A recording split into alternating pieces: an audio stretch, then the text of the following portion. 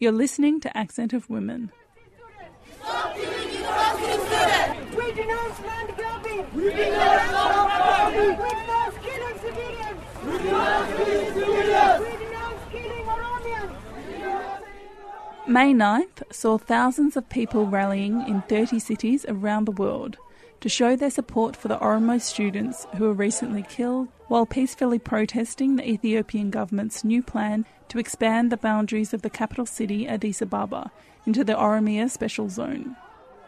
Ethiopia! Ethiopia! Ethiopia! Ethiopia! Stop killing Oromo students! Stop killing Oromo students! According to Human Rights Watch, the Ethiopian government's security forces' heavy-handed reaction to the Oromo students peacefully protesting is the latest example of the government's ruthless response to any criticism of its policies. I went along to the Oromo rally in Melbourne to speak with some of the protesters who came out. We march for justice! We march for justice! Oromo shall be free! I feel like I'm standing in solidarity with the Oromo people here in Melbourne and also with many other cities around the world. Oromos together! Oromos together! Oromos for peace! Oromo for peace! Today, 27 communities around the world have rallied beside the Oromo people. We are part of a global movement to stop the violent crackdowns. The message that we want these governments to understand is that Oromos are non-violent. We're here today because the Ethiopian government has announced this plan that is going to be displacing up to 2 million Oromo people. So it's not only here in Melbourne but all over the world. People have come together to rally in opposition of this particular plan because it's a violation of a very fundamental human right, ownership of land, to economically prosper, to socially expand, and these rights are being continuously oppressed. But in this particular protest, we're protesting the expansion of Addis Ababa Finfinne. Stop land grabbing! Stop uprooting Oromo farmers! Stop uprooting Oromo farmers! Australia! This means not only do the identities of these towns that are no longer going to exist become dissolved, which are predominantly Oromo, but Oromo people and farmers become displaced and don't have a way to actually earn a proper income.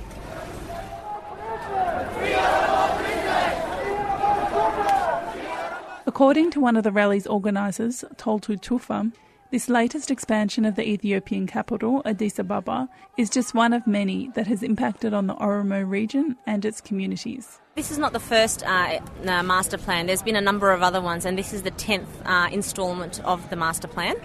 So this 10th instalment was expected to be 55,000 hectares of expansion, so transitioning Oromo regional areas under the federal district jurisdiction of the Ethiopian government. And from 55,000, the number jumped to approximately 1.1 million hectares, which equates to the displacement of about 2 million people.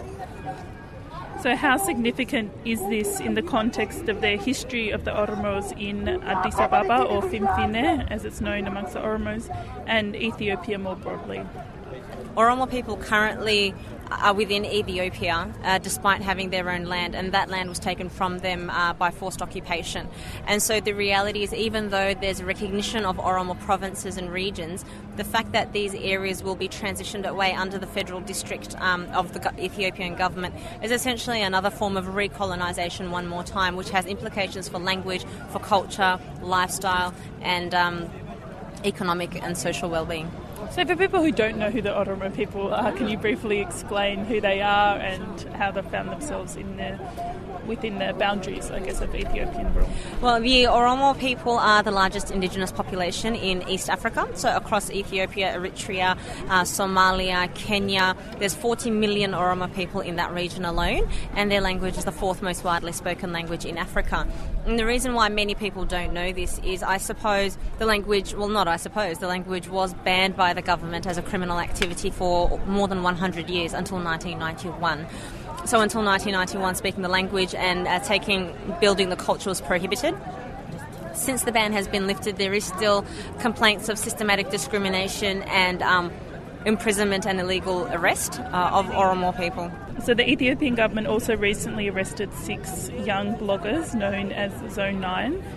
Do you see a connection between what the bloggers were protesting about and their arrests, and also the protests of the Oromo students? Essentially, these protests, whether it's the grand expansion, the grand master plan for Addis Ababa, whether it's the Zone 9 bloggers, I think what seems to be the crux of the argument is that people do not feel as though the government is engaging with them in meaningful conversation, and there's no avenue for them to dissent and to raise issues with their government. And when a government responds not just by ignoring you but by imprisoning you, jailing you or killing you, that just leaves a people not knowing what to do.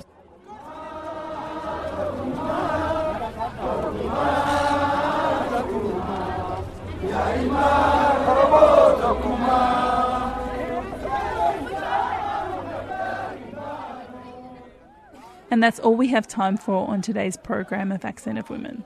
If you would like to find out more information about the Oromo Protest, you can go to www.oromoprotest.com. If you would like to hear this show or any of our previous programs, you can download the podcast from the 3CR website. That's the digit 3 and letters cr.org.au. Go to the Accent of Women page and follow the links to this week's show. Accent of Women is produced in the Melbourne studios of Community Radio 3CR with the financial assistance of the Community Broadcasting Foundation. The show is distributed nationally via the Community Radio Network with special thanks to the Community Broadcasting Association of Australia. If you'd like to get in touch with the producers of the show, you can write to us at accentofwomen@gmail.com. You can also follow us on Facebook or Twitter. Thanks for tuning in. I'm Rachel Bongiorno, and I look forward to your company again next time.